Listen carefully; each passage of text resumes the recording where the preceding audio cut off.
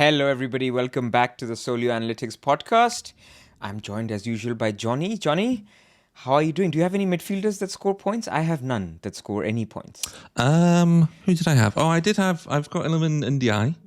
Of course, so you he have got a India. goal. And you have Bruno. And I've Of got course, and you have Bruno, and I had Paqueta on my bench. I would have actually done 10 points better if I'd burnt a transfer. Obviously, this week, like my team's in a better spot. This is why you never make transfers. We know now. But I did at one point look at doing something like Diakite to Truffert, and it was coming up very highly, and I was like, that can't be right, surely. But no, it turns out that was good. I bought Sarr, who didn't do anything, bench Paqueta. Yeah, don't know. I have a midfield existential crisis, having had 5 solid midfielders who've done nothing but missed big chances. Yeah, Gordon off at half time. Saka who missed big chances. Enzo missed big chances. Sarr missed big chances. Gordon, who suddenly doesn't know how to play football. And who's my fifth guy? Semenyo, who I hate. Semenyo. Why do you hate him? Well, because when I didn't have him, he was scoring like Lionel Messi. Yes, I forgot you weren't like on him when he did all the points. You've just got on him now, and I just had him as a long-term good pick on wildcard, and well, it's enough. I mean, we'll get on to the who is actually scoring points section of the pod in a bit. There's a very important slide which we'll have. It's not the mids, it's not the forwards. It's the DMs. It's the defensive mids. But we will come to that agenda for today. So what we're going to do is we're going to show you guys a very nice feature on Solio, which has been a popular request, but I think what the guys have produced is fantastic. So we'll talk about wisdom of the crowd. What is everybody else doing on the model? How can you implement their beliefs into your beliefs? Because we are ultimately, when we think about put your own beliefs, I'm like, I don't know what my beliefs are. So you want to see what other people's beliefs are. Exactly. Not quite, but yeah. So we'll come to that. Within that, we'll talk about, some of the edits. We'll talk about Liverpool. We're recording just after Liverpool's win against Real Madrid. Are they back? Are they on the menu from Gameweek 12? We will see. We'll talk about other players that people are editing. Then we will go to this very slide that I'm talking about from Rob T, which talks about the top point scorers simply. And are we missing the boat? Are we missing something? Not having a midfield of Casemiro, Caicedo, Rice, Xhaka. Dear me. What a list of names. Who's the other guy? And these are all, top point scorers in FPL. So we'll talk about that, and we'll have some kind of a what are we doing here?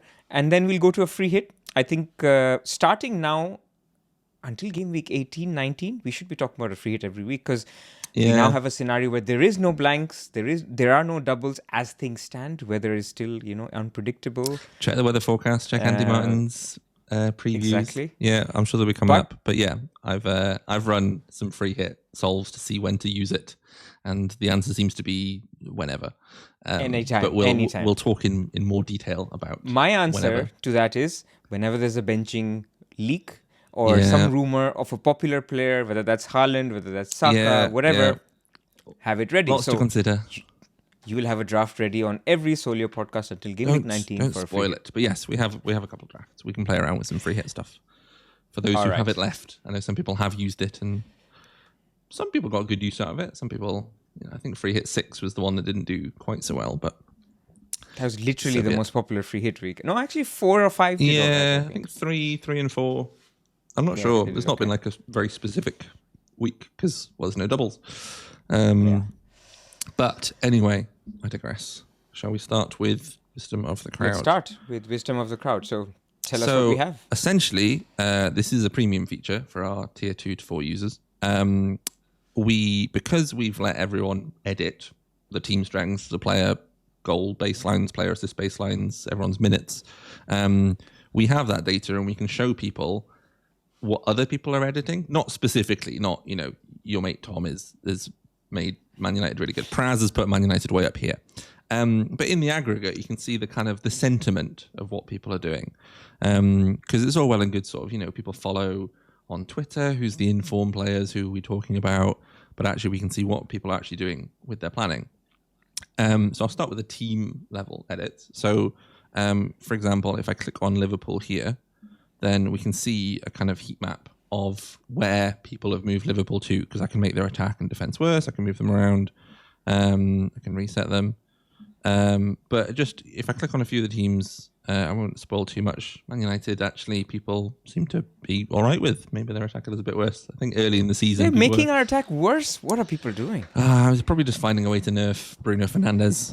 Yes, They've we will played come with his to own him. numbers and they've gone, oh, he's not bad enough. I'll have to make Man United He's worse. still sadly. showing up. Yeah, why won't he go away? But actually, there's a few teams who have moved. People are moving a fair chunk. So if I ask you, where do you think Arsenal have been moved before I click on them? I'm going to do it as a little quiz.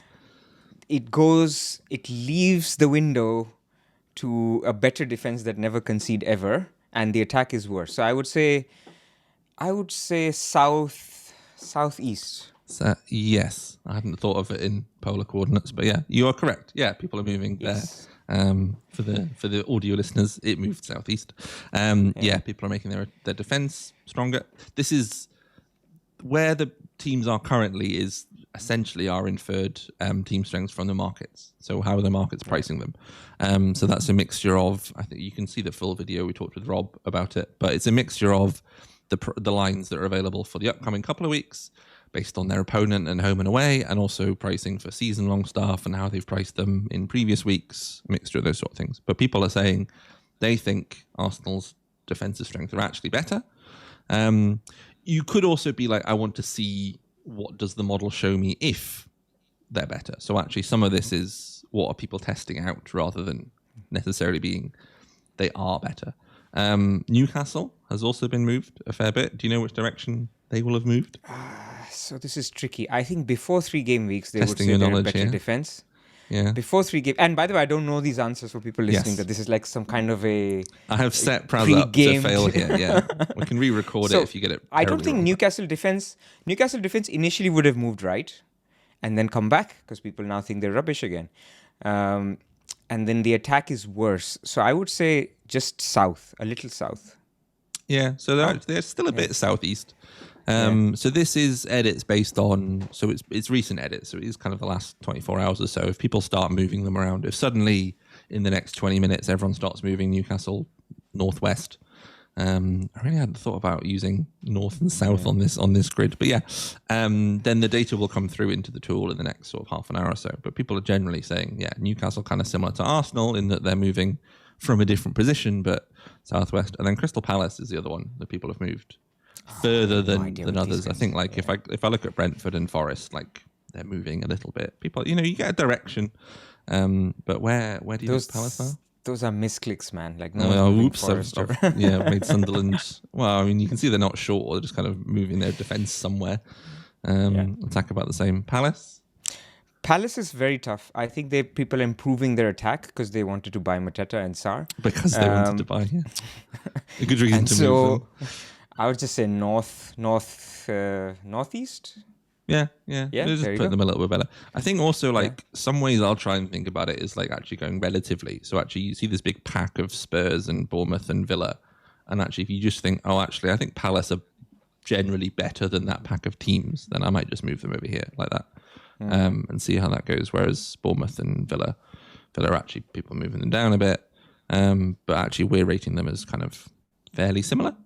And obviously this is the central point of the range. That's why this range is kind of here. So that was just to give people an idea of what's the sentiment on these teams. Do these numbers make sense? Are people like going, oh, actually Arsenal are better than this? Gives you an idea of where you might want to move them. Rather than, oh, I'm not sure on Arsenal, but maybe if I'm going this way, that's quite different to what other people are saying. Correct. So that's all. So that's our teams. But also, So before you go to players, I'll if you want to check out what the implications of moving at the team level is, I think we did it in a couple of pods ago. So if you haven't checked that out, have a look. If you do move the teams, how does that impact the actual player level data, and then obviously your expected so goals? it filters all the way through to the player projections. So if Arsenal's defense is better, then all their clean sheet odds for all the game weeks Will move change up automatically. and so on. Gabriel's and Timbers and all the defense. Raya, his moves up as well, obviously. And then on a player level, what we've got here. So these are the predictions for the next 12 game weeks. But we can see we've highlighted the ones where people are making the most edits on a player level. So this is either the minutes or the goals or the assists mostly. So we can see that actually, if I click on like Gakpo, people have, we've got this minutes distribution at the bottom. People are sort of dropping his chance of playing 90 a little bit more than normal.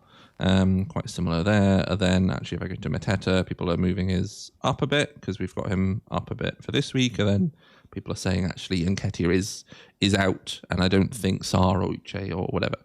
So people are moving around. Usually, it's kind of more obvious when there's been a new injury or we've got some new news that we haven't put in the tool yet. You can kind of pick it up a little bit from there.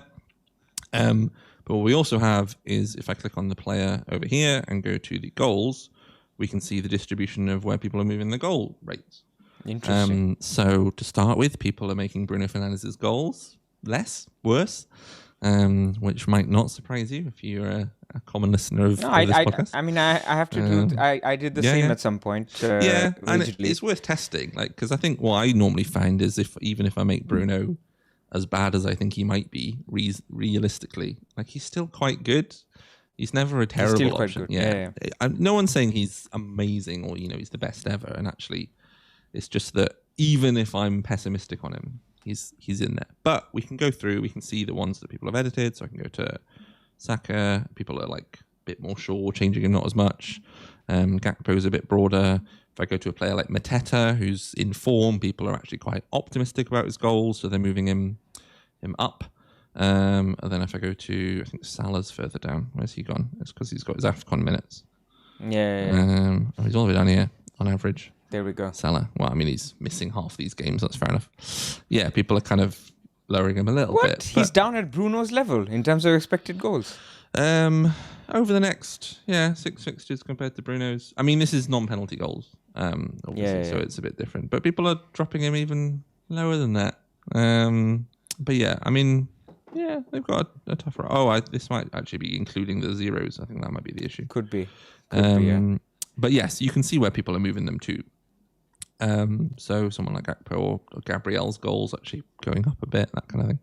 Szoboszlai, don't know, moving it around. But yeah, I can click through. I can do the same for assists. People aren't moving us. People are. Maybe they've got excited and put Mateta's goals up and thought, actually, maybe he's not that good. I'll bring his assists down. He's not going to assist anyone. He doesn't do any assists. He's not in the mood to assist. But yeah, again, and then you can see like the ones that people have edited the most we've highlighted for you. So if you're a tier 2 to 4 subscriber, then you get access to all of this data to see who's editing it. And obviously you're the ones who can edit it as well. And I believe if you're tier 1, then you can have access to, you can see these highlighted players. You can see that, okay, Bruno is being edited, but I can't actually go in and see how he's being edited until I've subscribed to a higher tier.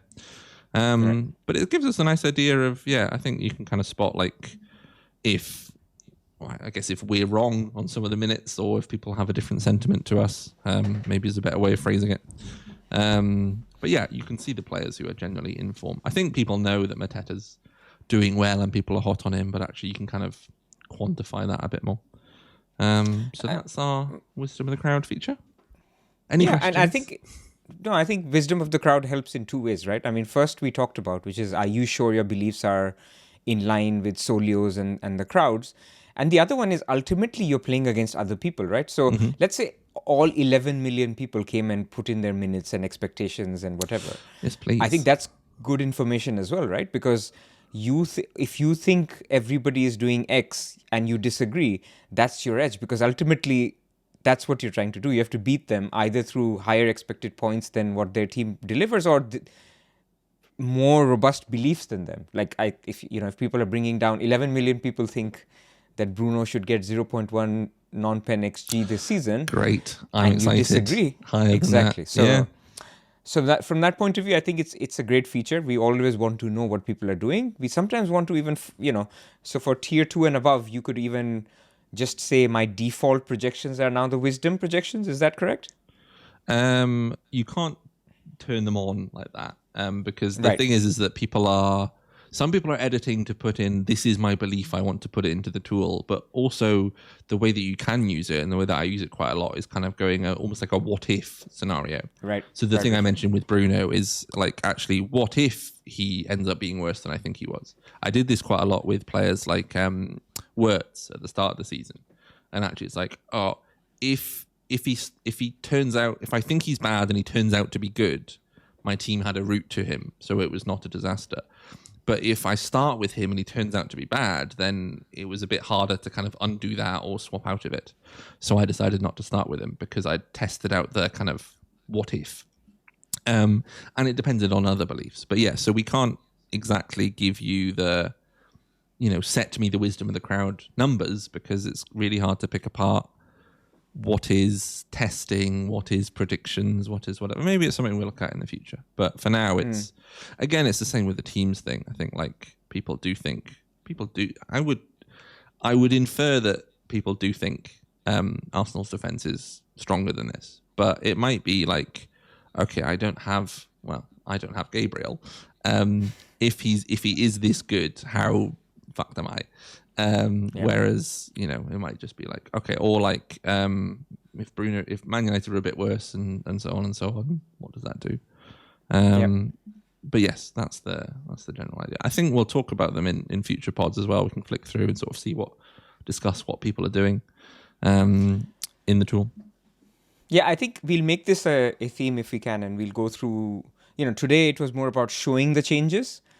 Going forward, we'll also talk about these changes and do they make sense? Yeah. And in the last pod, there was also this excellent segment of comparing. So if you wanted to look at Salah, so actually that's a good thing to look at, right? We were looking at his last 5-year numbers. I think you might need to reduce the horizon for Salah's I'll bring them in, yeah. So let's say until AFCON. 16. Yeah, Here so there you go. So his expected goals, 0.34. We had 0.4, I think, that he's been running at or 0.5. Yeah, 0.5. Yes, it was 0.5. For 0.5. 7 seasons. So it's already reflected a 30% decrease in his goal output has already been reflected here. And that's against Forest, West Ham, Sunderland, Leeds and Brighton. Correct. Obviously City's first, but yeah. So yeah, I mean, this is what I would be very interested to see. Are people overcorrecting for form or for how Liverpool are playing? And speaking of Liverpool, they were really good tonight. Like they gave, I think they put up 2xG against Real Madrid. Didn't look like apart from that Bellingham chance, I don't remember them. Yeah, it was quite a few good set pieces as well. And then kind of shut up shot. I was going to say taking the Arsenal blueprint, but then I might be offending some Liverpool fans if I say that. Yeah.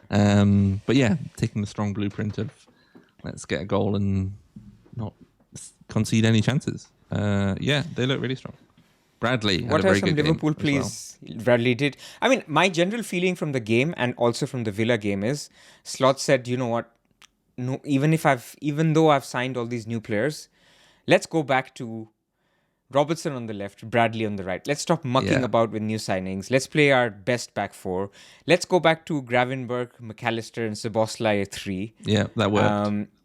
That worked last season. So all I'm changing is the striker and I'm changing the left winger because I don't have those guys anymore.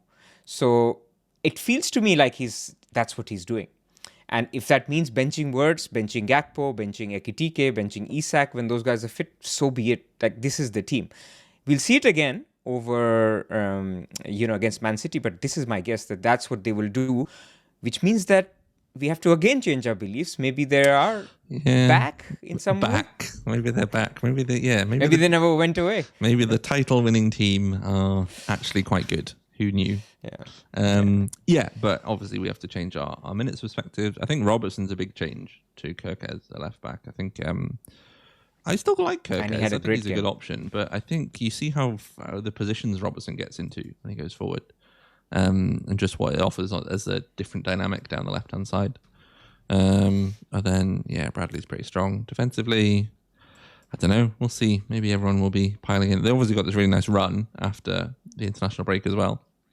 Fixtures, so people are talking a lot about their potential options. I mean, there's not just Salah from an FPL point of view. I think he's a big deal because he's the captaincy candidate, fighting with Haaland and Saka and whoever. But I think there's actually quite a few nice options. Szoboszlai is one. He looks good, yeah. Yeah. And he just plays all the time. So far, until he breaks. I've had some people, you draw your own narrative from that. He's due an injury or he's, solid. Right. Yeah, Gakpo's maybe one to watch. I think obviously he wasn't playing tonight. We came off the bench, but he's looked pretty good on the left. So I don't know if it'll be him or Wirtz, or might need a couple games to figure that one out. But See, that's the thing. 13, 14, 15 yeah, are all within a week, right?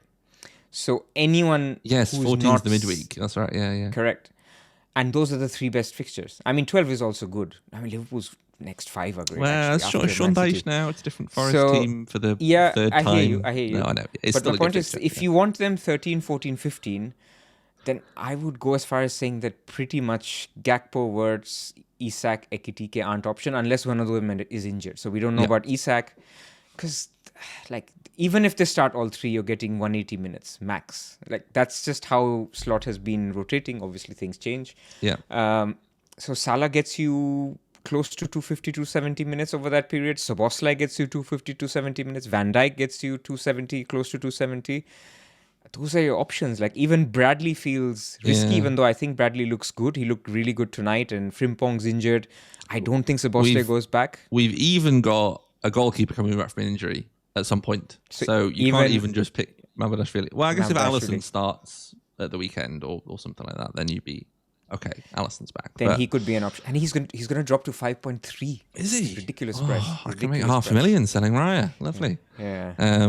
But yes, I think obviously these are guys we're looking at now, but not to bring in yet because no one's buying for City away, presumably. But yes, you want to keep your options open and see routes to it. I guess for most people, they've got midfielders that they can pick up, Szoboszlai or someone. But if you want a route to free some funds up to buy Virgil, that might be something to look at. Now that he still hits DEFCONs too. Well, it seems everyone hits DEFCONs. We were talking about mids and Liverpool mids and who we were going. I was talking to, I've forgotten who it was. And I joked. I said, "Oh well, what about Ryan Gravenberch?" And then they just told me to shut up, which I'd say is correct. Like that's not a good pick. But if you look at the total points for Liverpool mids, Let's go to that chart. I was going to say, am I segueing on or am I rambling? Yes. Defensive mids. So Gravenberch, he has scored a goal, I think, or a couple. I think it's his DEFCONs. He scored a couple in the early part of the season. Oh, he is still on this chart. I know that when Ndiaye 19th. scored his goal on Monday, that he bumped someone out of the chart, and Rob was very annoyed that we had one fewer defensive mid to prove the point as well. But yeah, so this is the top 20 players by total points so far this season, and from Rob T. Courtesy of Rob T. Everyone's familiar with Rob now. But yeah, we've highlighted the defenders in blue on their position, defensive mids in orange. So there's a few mids. Semenyo still really high up, and goalkeepers in grey. So Rufs and Raya are both on there. They're the only two keepers. Although I think Pope is like just off there, and it's pretty close. But yeah, so there's Haaland, Semenyo, Mbomo, João Pedro, Salah, and Iliman and Ndiaye. So that's 1, 2, 3, 4, 5, 6. 6 of the top 20 are not defenders, goalkeepers, or defensive mids in terms of points. I guess, Rice is a defensive mid, but he's also not. He's not the six he's an 8. in the same way. Yeah, he's the Xhaka of old, right? Yeah. But he's certainly not he's not a Salah. These basically forwards who we classify as mids for FPL because of 4-4-2 was the way that people played when the game was invented. But is there anything you take away from this other than have I got any of these players? Noise? Yeah. Look, I think there's this big thing of... first, let's talk defensive mids, right? Yes, Paulinho, Casemiro, Gravenberch, Caicedo. These are defense mids, right? Yes. I'm not even including Rice in this. They have had a hot streak of scoring goals and getting some DEFCON, and people have thought this is the way this is going to be. So I think the people listening to this podcast aren't in that category. I think they understand underlying data. I saw this exchange today on somebody saying Caicedo's on 0.06 XG per 90 and he scored all these goals. But what XG doesn't count is he's really good at shooting. He's really good at shooting outside the box. You're not that good at shooting. Exactly. Yeah. So that's the point. You can be Yes, good you at could be shooting better. outside the box, but yeah, You you're not can be. gonna. There are players we've known that are good at doing it, and then you can Then you can say, "I my beliefs are that it's double that or triple that." But even then, it's not close to an excellent pick. He's now getting to levels. What is he? 6 million now? 6.1 million. Caicedo, and Yeah, can't remember. so I think they're still I think five we're something, so they are still very okay. cheap. But yeah, They yeah, are still cheap, okay, and they will get the odd DEFCON, but let's not confuse ourselves that these are not better picks than a Bruno Fernandes, for example, or even a Rice. Because the difference being that these are players who can get the attacking threat on a more consistent basis, more yes, predictable basis, and have set pieces, and in Bruno's case, also penalties, and play further forward on the pitch. So, I mean, all that is captured in XG anyway. So, that's just the reality. So if you keep picking Caicedo over seasons and seasons and seasons, he's not likely to do what he's done in the first 10 game weeks, not even half of what he's done in the last 10 game weeks. And that's just yeah. going to be our view, unfortunately. I think the big question, which is really a question we ask all the time with FPL players or FPL assets, is what they're doing repeatable? Are they going to continue to score? I forgot which player it was. Someone was talking about, it might have been Semenyo even, who is very good, but he scored like 6 out of 8 shots over a period of a few games. I was like, well, you're not going to have 75% of your shots going in over the next 3 or 4 games. Or if you do, that's luck. That's not how it happens. Keepers aren't going to do that. You're not going to be able to continually put the ball in the top corner. Right. So yeah, I think it's not that Caicedo and Gravenberch are bad. And actually, if you had them and got the points, great. Like, no one's saying you're an idiot for doing that. But I think it's just you can't expect them to carry on at this rate. How many goals has Caicedo got? He's got three goals in 10 game weeks. So that's 0.3 goals a game, which is that's basically what we were predicting Salah at, near enough. Obviously, he gets penalties on top of that, but defensive mids don't ever average 3 goals a game for a long period. And I think A goal in 3 games. Yeah. 3 goals every yeah. A goal in 3 games. What did I say? 3 goals a game. Yeah. Okay, well, I'm sure he's not averaging that, but who would be averaging that? I'm sure someone subbed on and got a goal, but don't pick them. Well, because they're not going to play the whole game. Where was I going with this? So Caicedo is not going to carry on at that rate because we don't expect him to do that. He might get the odd shot. And also, there's a few other Caicedos who've had as many chances as him and theirs haven't gone in. And I think Messi, at his best, would be able to maintain a expected goals to goals conversion rate of good finishing, good at taking the shots. At best, he'd have twice his XG for a period of 5 to 10 games. He's not going to do that repeatedly. And that's Messi, who's the best finisher ever, arguably.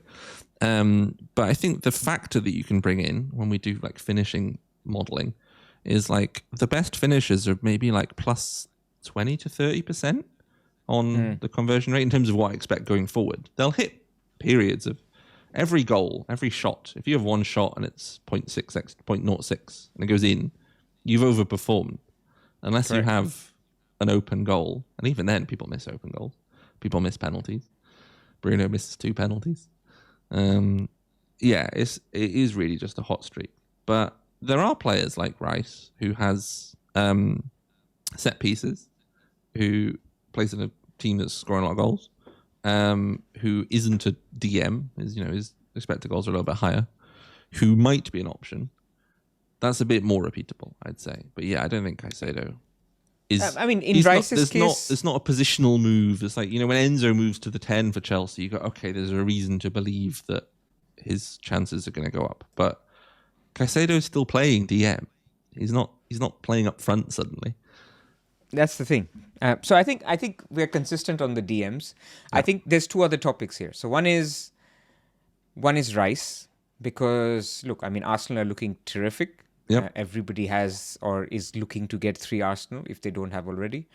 So with Rice, the problem isn't is Rice good? Rice is pretty good for the set pieces he's on. Yeah. He gets the clean sheet point, which they seem to get every single game. So midfielder So is good. far, yeah. And he's good for the odd direct free kick as well. I mean, he hasn't scored since those Real Madrid braces, but still, I think he's a good pick. Yeah. The problem with him is who are you giving up if you go for Rice? Is it Saka? Is it a third defender from Arsenal, who are arguably also good picks? So when is Saka not a good pick? When there's other good premiums. So let's say if you really believe that Bruno Fernandes is amazing and you only want to have Bruno and Haaland, go Rice. That's fine. If you want to believe that Palmer is not going to come back, or if Palmer was fit, I would say Rice would become a much better pick, because then you would have Salah, Palmer, which makes you not afford a Saka. Rice becomes a great pick. If you had DEFCON defenders that were keeping clean sheets at not the same rate as Arsenal, but still doing well and keeping up with points, I think then again Rice becomes a good pick, because you don't have to go triple Arsenal defense. If you had a keeper who was getting a lot of save points and keeping some clean sheets, again, Rice is a good pick. So I think it's the context of whether Rice is a good pick in the ecosystem that we're in. That's where I argue whether you want to go Rice or not. But otherwise, I think he's absolutely fine. The things he blocks by selecting him in a spot is the Arsenal spot, and also sort of, I was going to say cheaper mid, but they're not cheaper mids. Maybe they're the mid-price mids. The sort of 6 to 7 million mids in general. Like, there's some good midfielders. So you're using one of those spots to pick Rice, using 6-7 million of budget, which is a good price for Rice, but some money. It's not like he's 5, so you're not actually making a huge gain by picking him instead of triple defense or something. And yeah, Arsenal. Like, I think people want as many Arsenal players in the team as they can, really, but we're limited to 3, sadly. But yeah, the other trend to take from this, potentially as a question, why are there so many defenders? Why are they so high? I know we've got DEFCONs now, but where have all the forwards gone? Where have all the goals? See, I think this is part noise, part DEFCONs. So there was this thing of not many goals initially. There have been more clean sheets. The number of goals are down. When you see Rob T's charts, we've talked about this in the past, they're not as colorful. There's not a lot of dark blues and dark reds anymore, because people just don't expect 2.5 XG goals anymore. So there is some element to that. I think, look, they've changed some of the bonus rules with defenders. They do get defensive contribution. Arsenal's form is unreal in terms of the number of clean sheets that they've kept so far. So I think these are all the combining factors that lead to us seeing a lot of defenders. I do think over time, this list will start to filter itself with good defenders who DEFCON, higher than defenders who are just keeping cleans or relying on goals. So Van de Ven is that example.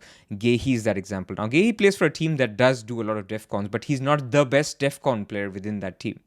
So it's these things where I think over time, Sinesis or the Lacroix of the world will start to filter up. If you looked at this table, maybe we will revisit it in 10 game weeks or 20 game weeks. And then that would be my guess. And some midfielders will emerge. I think it's a combination of injuries to some of the premium midfielders, penalty misses for other premium midfielders, and just noise is the reason why they're not. I mean, I think even if you take the defensive contribution points away, like, most of these would still be in the top 20. Like, Gabriel's had 8 points from DEFCONs. If you take 8 off, he's on 72. So you need drops below. Their clean sheets have been freakishly high. Sure, but like, DEFCONs has given it a boost, but it's not the reason why they're higher, because there's other reasons as well. But yeah, I think another thing to add is that, like, we haven't really had that many nailed forwards, so to speak. Like, there's only been about 5 or 6 who've played all the games, even the ones that we sort of would think of as, okay, yeah, they're going to play every week and get some goals. Like, Watkins missed a game. He's also just, lost his shooting boots.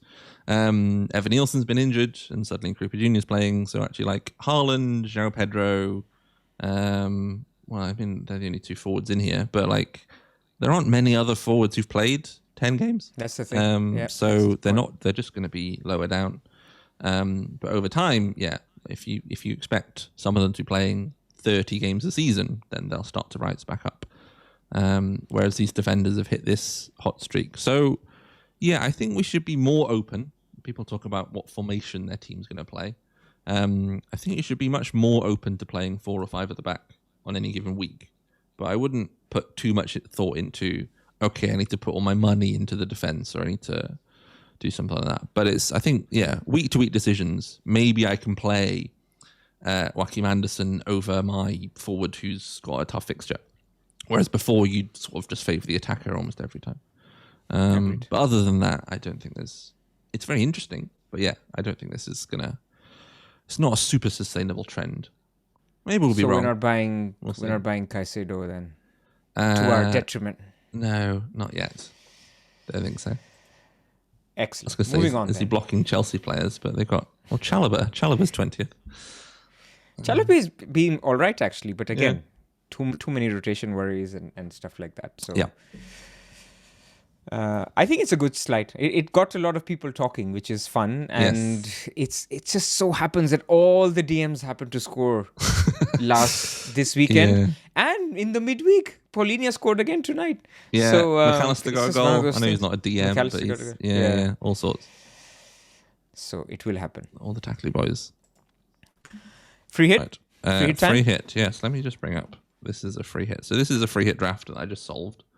Now, I've done a couple tweaks because when we did the minutes update, Rob and I tend to do the model updates. There's updates through the week, but the big minutes ones we do on a Monday and a Friday, just after the round of games and after the press conferences.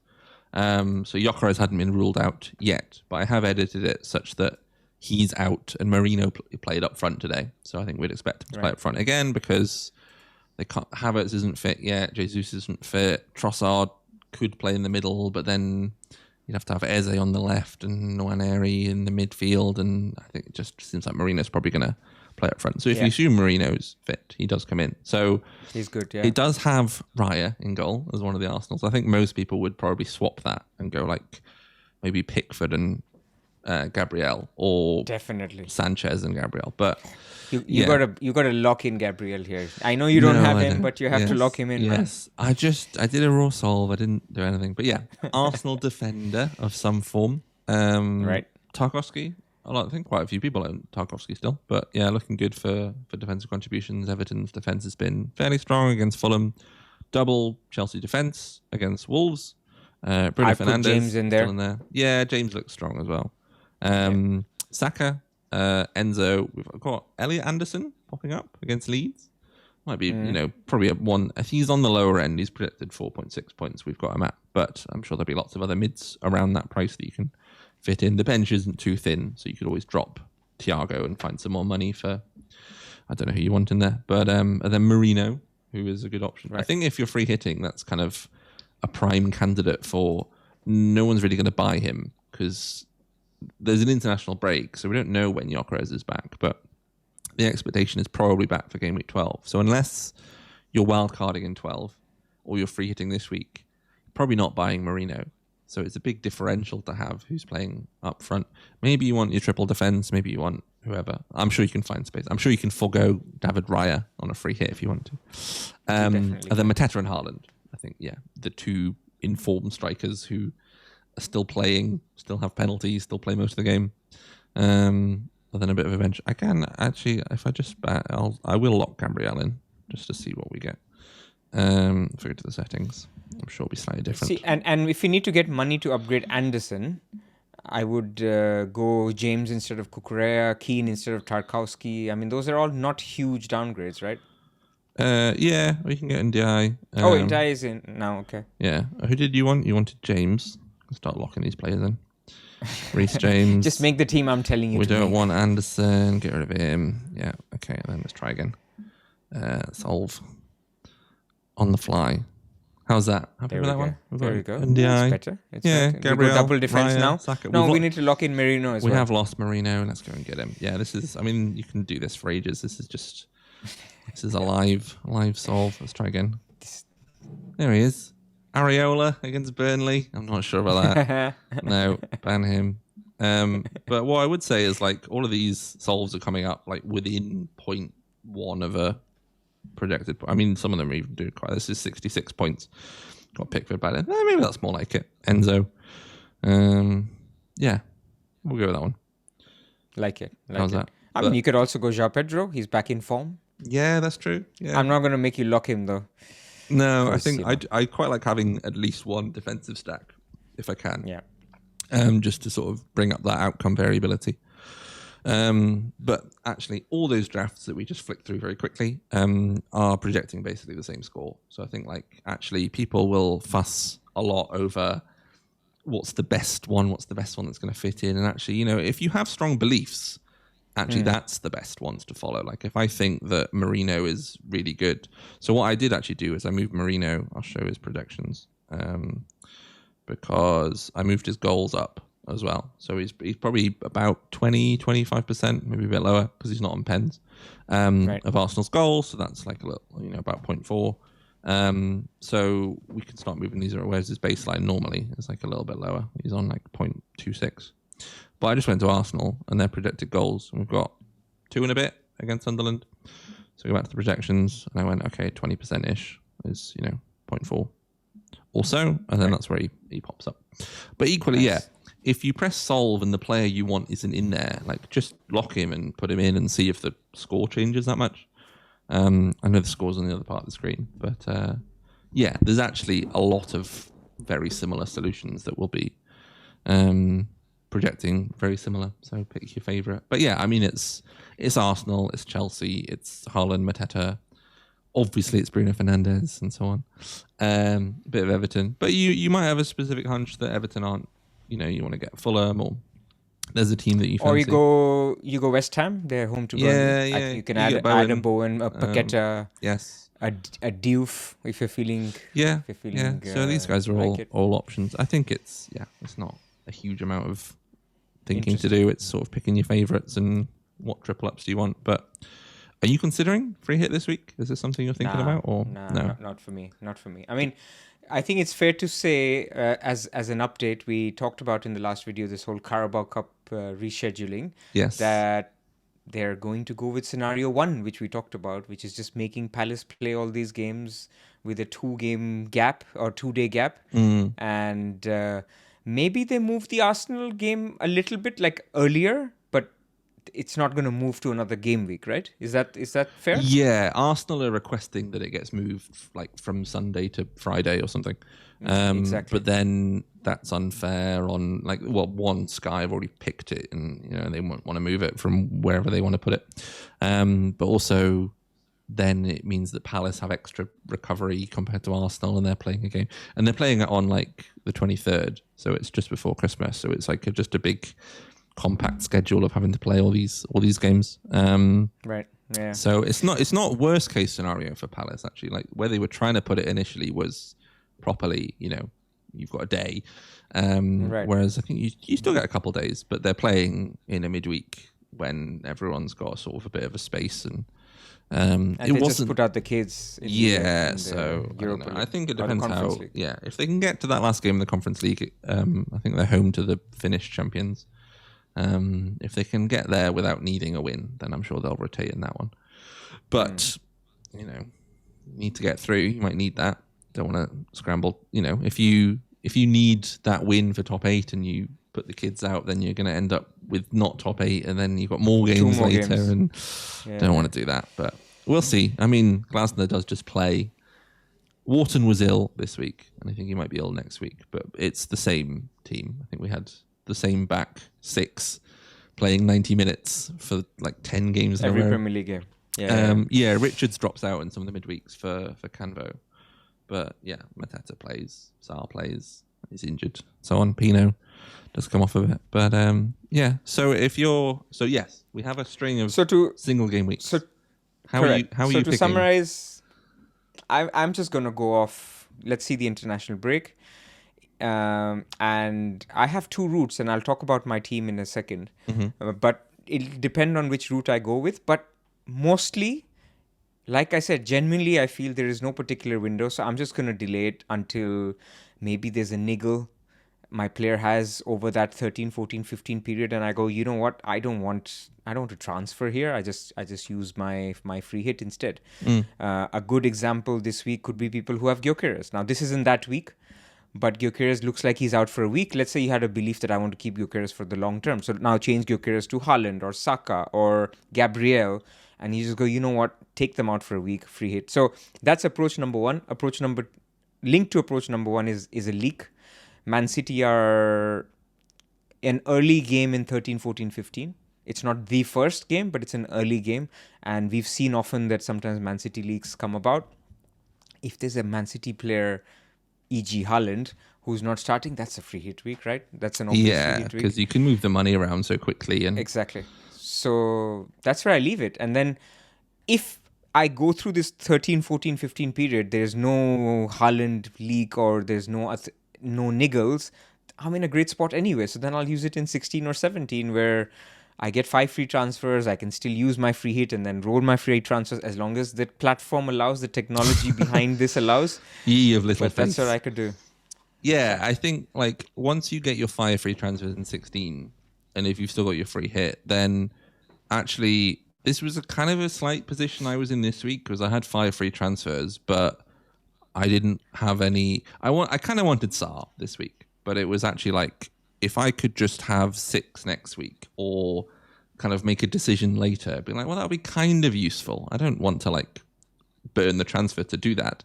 But actually, it can allow you to just delay that decision a bit longer. So if you free hit in 16 or 17, once you're up at this sort of 4 or 5 threshold, and you go, I want to keep my chunk of transfers. I don't want to have to fix the fire now because they might be back afterwards. I think a few people used it in game week 3 with Palmer with the same thing. And obviously, he then wasn't back after international break, unfortunately. Right. But it was a reasonable bet that he was. So actually, like, I've got him in 3. I can free hit now. Had a good, strong team. Had some other issues. Saar, maybe if you had Saar as well. I know he was a knock and might be back. And then you go, okay, I'm back in 4. I've still got my chunk of transfers. And if there's still fires, I can sell them. If they're not, great. I've got some players I wanted to keep. So yeah, saving it for afterwards. I don't think this is ever going to come to pass, but if you don't use the free hit at all, you actually will have an extra free transfer compared to everyone. Because when you free hit, you don't get the transfer that you would have rolled. Unless you do it in 16, right?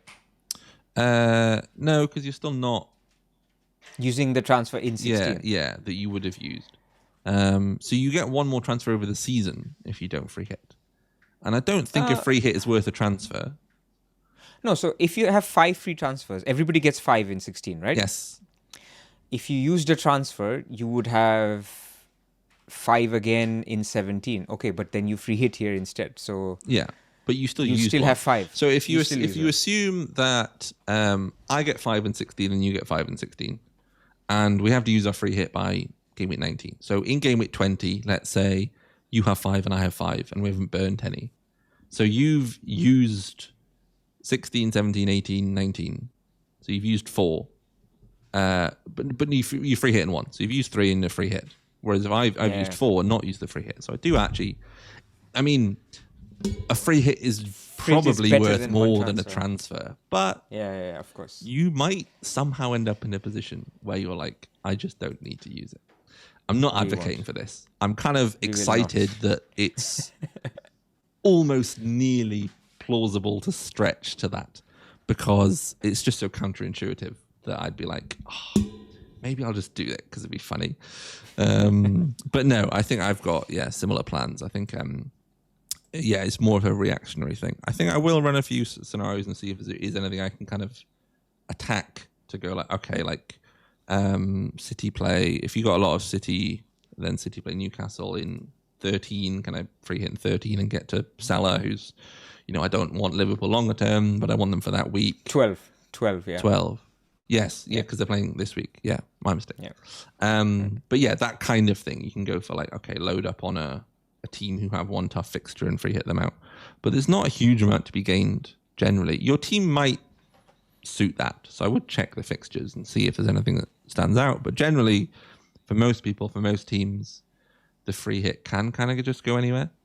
I think there's also the opposite, not the opposite, the similar thing that you said in terms of, okay, there's an issue in my team that I want to fix next week. But actually, if there's an issue in another team that makes another player better that I want to get to. So let's say Isak's probably still an issue this week. So it's probably going to be Ekitike up front.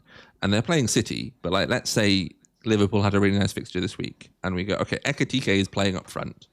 instead of Isak, because that's a problem. And Marino is playing up front. Like, those are two things that would go, okay, there's an opportunity to hit this week that won't be there the week after. So it's players I want this week that are suddenly better for a bit, or, we'll probably get a suspension at some point. You might have two players hit a 5 yellow card suspension in the same week. And you go, okay, they're literally, I know that they're back the week after, because injuries are a bit iffy. But suspensions are, unless you've done something silly with your red card, they're back the week after. So, and I think a few people did it last year when Everton-Liverpool moved. They had quite a lot of Everton-Liverpool, and they were like, actually, I'll just free hit now. Because it was easier than swapping to Salah, or I can't remember what people had. I know a few people who played it. So yeah, there's reactionary bits to go for. But yeah, and also I think if you've used it already, good. I wouldn't panic. I'd be like, okay, I don't have one. Low value now. Yeah, it's lower value than it might have been. But also, if you've saved it, I wouldn't be like, oh, it's terrible. You can still do some fun things by stacking on a big defense or getting a player that people don't have. If this week suits, Marino's a fun one to go that most people won't have, that kind of thing. But yes. Yep. Free hit. Other Teams? chips? What have you got? Yeah, we'll get your team up. And also, if you other got chips, I what don't have you got have. left? I mean, if you just got the free I hit, just have a free hit left. Yeah, I just have a free hit left. I have used my That's not your team. bench boost, which is why I am 3570. I typed in that's the other guy I loaded in last week by mistake. I'm misremembering it now. Here we are. We've got the Newcastle players. There are the Newcastle players. I've got two paths, which are two very critical and important paths. Yes. One is the Bruno path in Gameweek 12, and one is the Salah path in Gameweek 12. You don't have Bruno, yeah. So Gordon down, and both paths involve Gordon down to Minte. And both paths are pretty much exact money. So talking about this week, if Minte is rising, I might just do Gordon to Minte. Firstly, of course, I'll watch Gordon's minutes over midweek. But I know Gordon has possibly the better fixture. Gordon does. But I just need that money. Because the week after, I can do Saka to Salah and Enzo to Potts. Potts, our new favourite DM. Oh, it's going to be a move to a 4-4-2. So I've put Minter in this week, and then he goes to the bench. And then in 12, what did you say? Saka to Salah, and Enzo to Potts. Enzo to Potts. Oops. Potts. Here he is. There we go. Okay, 4.1 spare. So this one, it's tight. The other option... You can tell you've played your bench boost already. Look at exactly. this. Obi and Potts. No, it's not an issue. I was like, I'm still trying to work out how to keep my team sell good. Salah again, right? Yeah. So Salah can come back and, when he leaves, he can become Palmer and, Minte can become Bruno again, and it's not the end of the world. So I'm not that worried because Anderson and Senesi are actually pretty playable. Double Arsenal defense is pretty playable. So yeah, that's definitely that's route number one, which is the Salah route. The route number two is actually simpler. It would be going back on, again, Gordon to Minte. Yeah. But in this case, Enzo would become Bruno. Oh, is that? I'm 0.1 short. So what I'll have to do is either hope that Bruno drops over the international break. She might do. Or I'll just do Timber to Van Dijk because I know Van Dijk will drop. Okay. And get off the double Arsenal defense. Yeah, it's fine. It's not, Van Dijk's pretty good. Because Virgil's dropping. Yeah. I was like, that doesn't bring the money up. Okay. Are people selling him? So that's the idea. Yeah, they're selling him. Oh, yeah. He should drop this week. I sold him. I forgot. Yeah. There you go. Yeah. I didn't have price changes factored into that. I thought I could come back to him. Okay. I see this. So which way... are you just going to do Minter now and figure it out? Are there alternative routes that might emerge that you've looked at? Or is it just this leave you flexible There's a very spicy route. Okay. I don't think I'll do it, so I shouldn't put it out in this universe. But maybe manifest it. What is it? Haaland, Gordon, Oh, this week? And no, of course Oh, not okay, this no. week. This Yeah. this week is a save or Gordon to Minte. Okay. That's it. But if you saved, So we're here. if I saved, see, all these are free, right? So I'm talking about 3 moves because I'll have 3 in the next 2 Yes, weeks, right? because you So didn't do Gordon. Yeah.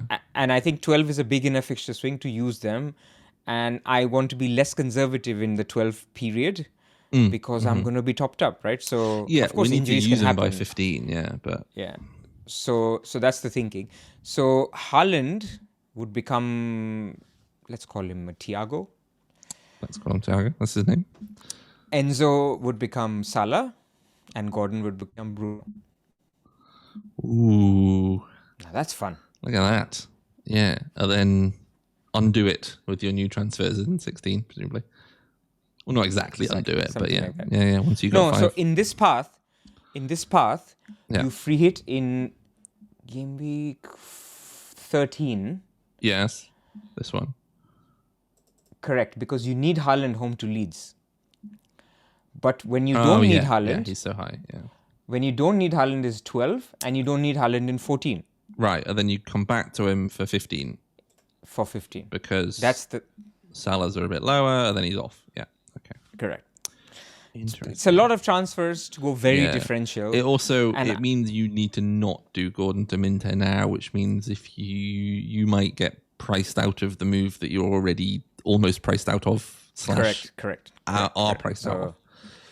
Okay. So who do we need to encourage people to sell and buy to move these players around? Sell Bruno, everyone. Sell Bruno. Bring those numbers. I can't. Because that enables everything. I can't get behind that. No. He's dropping, I mean, he won't drop in price because nobody owns him. And the people who own him have Bruno tattoos on their hands. I mean, I don't care. He just stays in the team forever. It's not a price drop. Doesn't matter. But he's on a small red on live shame. FPL. If you bought him into, would you play him or would you bench him? Do you think? This week, I'll take a call. I think He's between pretty him and close with Senesi, he's going to be Senesi, 50-50. I have a feeling that because Palace play Thursday, I don't mind actually playing him. Just, take that chance because Palace always look a little bit tired in the last 30 minutes and Minte is just clocking 90 minutes. Yeah, and you don't even specifically have Lacroix that you're playing him against or anything. Not that should make a huge effect, but yeah, you're not double stacking. Yeah, fair enough. And then free hit whenever, and then that's all the chips done. And then we start again. Fingers Game week 19. crossed. Have another go. Yes. Okay. Nice. All right. So you're saving. Me? Am I saving? I'm just my default position with your team is Jonny must be saving. Come on, you're getting Gabriel. Tell the crowd when are you getting Gabriel? I have Gyökeres. So you're doing it this week then? So I don't know. What was I doing? I've got my. Let me swap to the full view so you can see my nice, lovely trees that I've been building. I'll get rid of the free hit. I'm not doing the free hit this week probably. So this is my base team. So yeah, I've got Raya, Lacroix, Anderson, Senesi, Bruno, Saka, Sarr, and Ndiaye Paqueta, who I managed to save. I wanted him for Burnley. Nice. And I saved him, and he got his goal against Newcastle, and Newcastle lost, and that was not good. Thiago, Haaland, Diakite, who is playing again. Excellent news. He's been such an annoying pick, having picked him in game. Because if I was picking him recently, I would just pick Truffert. Yeah. But I wildcarded in game week 4, which was the game that it was after the window had closed. So it's okay, they've not got any more centre backs. They've got James Hill and an 18-year-old who presumably they won't throw in. And then Diakite didn't turn up suddenly for a week, and I couldn't bench boost in 5. And then he was fine, but Tielemans was out anyway. And then he just didn't turn up. Well, not last week, the week before. But he seems to be playing, so I'm very excited for him to just not be there on the bench boost for a random week. If I've got a spare transfer, I might move him to Truffert, but I don't think I've got enough to really do that. But I'd like the Bournemouth defence. And then I bought Mukiele, who didn't do very well last week. That was my freeing up money to get stacked to Sarr. So that I could keep Gyökeres a week, who did basically, nearly match Mateta. But is now injured. So Gyökeres to Mateta seems like something that is probably going to happen. The reason I didn't do it last week is because while Gyökeres was almost definitely a sell in 12 or 11 if he gets injured, it wasn't always buying Mateta when I was like doing my plans through. Sometimes it would go down to like a Mark Guiu, and then I'd get back to my bench boost in like 16 or 17 by getting like Thiago to Mateta then or something like that. So I wasn't always buying Mateta, so I didn't want to like commit to that path yet when actually there was a route that let me keep Gyökeres for Burnley and Sunderland. Sadly, I got half of the Burnley game and no Sunderland. So the team is good enough that I could roll. Like I've got 4 transfers, I could roll to 5. But I think I'm probably just going to do Gyökeres to Mateta. And Diakite to Gabriel. I mean, yeah, or like I can do Diakite to Chalobah and play Chalobah this week. I think these were plans I had where so you see I've locked Gyökeres. This was when I was like, no, keep him like before he got injured. I could bench boost this week. This is the Gabriel like path. So this is Mukiele out, who I just bought. Diakite, Gyökeres to Gabriel, Biol, and João Pedro. I could also do Mateta instead of João Pedro. I think. Have I got enough money for that? No, I can't. Because Biel's too cheap. So yes, I probably won't have Gabriel for another week. I'll probably have just Raya from the defence. But I think when I was planning, bench boost 12 looks pretty strong. So if I can go there with 4 transfers, having done Gyökeres to Mateta, then I'm actually in a fairly good spot. So if I put Gyökeres to Mateta in, and then bench Thiago against, I mean, that's an all right bench boost, but I think I'd rather get to here. And then I've got, that's a bench boost already, but I'll have 4 transfers. And this lets me do all sorts of getting into Liverpool. So I've got a route to almost whatever, apart from Salah. I don't have a nice route apart from Haaland out, which I might decide to do. Maybe he gets injured. I don't know.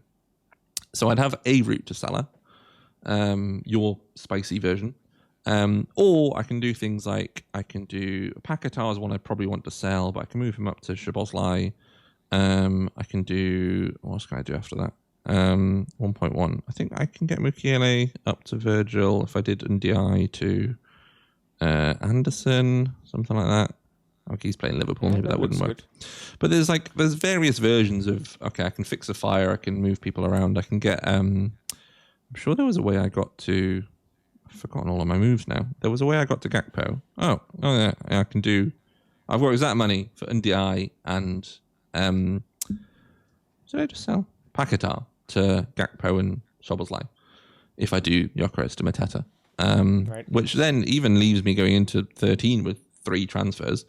So I'd have to figure out what to do to sort of use them up before 15 then. You need to use them before 15, yeah I was going to say. But yeah, I can move around. I can get Mukiele back up to Virgil if I want to. I can get on to Gabriel. I think I probably won't end up on Gabriel for a while because Arsenal's fixtures get a little bit worse and I'm sort of... This is why I don't mind the Timber to Van Dijk move myself. I think also, given that I don't know Gabriel now, he's what, 6.6? 6, yeah. I'm like, ridiculous. That's a lot of money. I know he's good. Like, he's probably still worth that. But the longer I don't pick him, the easier it is to kind of go, well, maybe I just don't get him. So, yeah. But, I mean, I don't really want to play Dubravka against Chelsea, but that's fine. I think there's a few free hit options that then I end up bench boosting in, like, 17, which was the original plan. Free hit 16, bench boost 17. Figure some bits out once Sar's gone. But, yeah, I think it's kind of fix Gyökeres. Also, presumably Gyökeres is going to drop and Mateta's going to go up over the break. So I'd do it this week to make it a bit better, which leaves me this like exact route if I want Gakpo and Szoboszlai. Although Gakpo, maybe I'm not sure at his minutes. But yeah, I think it's trying to figure out how to get to some Liverpool guys and be really flexible with that. So it's almost a roll. It's fix my one injured player who I thought wasn't injured, sadly. The plan was initially to roll or maybe get a Chelsea defender because I've got enough for Chalobah or whoever. But yeah, that's the plan. And then free hit, not sure. Might be useful to help with the bench boost, but if I can get the bench boost done in 12, then I can I'm kind of in your spot, free hit. Correct. Whenever. I can also then start taking money out of like Thiago if I want to get rid of him. He's got a good fixture in 13. Yeah, they play Burnley 13, in 14. 13. So I don't want to get rid of him. Is it 14 as well? Arsenal in 14. Although I don't need him. Yeah, it's this 13 fixture. I want to keep him for that. And then I can take some money out and get onto a different structure and, upgrade some of these other guys. But yeah, I'm happy with the team. Looks good enough. I did realise, actually, I was looking at my FPL optimised graph, and I've had a horrid run of 3 weeks. I didn't realise I'd gone from like plus 20 positive variance to like minus 20 in 3. I was like, oh. I'm too scared to look at mine. Every week I was like, oh, well, that's not going so well, but never mind. And then I didn't realise that had happened 3 or 4 weeks in a row, and I'm like, oh, my team's not doing so well. I'm still like, I'm 2 million-ish. I think I'm level with you, or basically we're the same, almost so. level, yeah. Yeah, so I'm not. But you have a bunch of chips to play. So I'm not complaining, fine. but I was like, yeah, I think Gameweek 6, I got up to like 700k with most of my chips and transfers left, and thought, oh, this is going well, and then it's not. Anyway, team looks fine. Not much to do. Rolling to 5, nearly. Yeah. As close as can be. And then use them. Excellent. We'll leave it there for this week. So as usual, if you appreciate what you heard, then or watched, then please like the video. Rate us 5 stars if you're listening on Spotify. We're on the other stuff, right? On Amazon. Yes, Spotify, Apple, and, everything else I could find Apple to link it to. Yeah. So any reviews appreciated, any likes appreciated, subscribe. All of this helps to funnel people to this content, and more importantly to the platform, which is so far so good. So any last words, Johnny? No, just best of luck for Game Week 11, and hope everyone's looking forward to a 2-week break of international football. Yes. Scotland's got a big game against Denmark with no Angus Gunn and Wacom Anderson back, so busy. Yeah, We're going to be watching Marcus Rashford again in the England shirt. So of that's course. Going to be fun. Yeah, excellent. All right, see you on next week. All right, everybody. Thank you. Bye.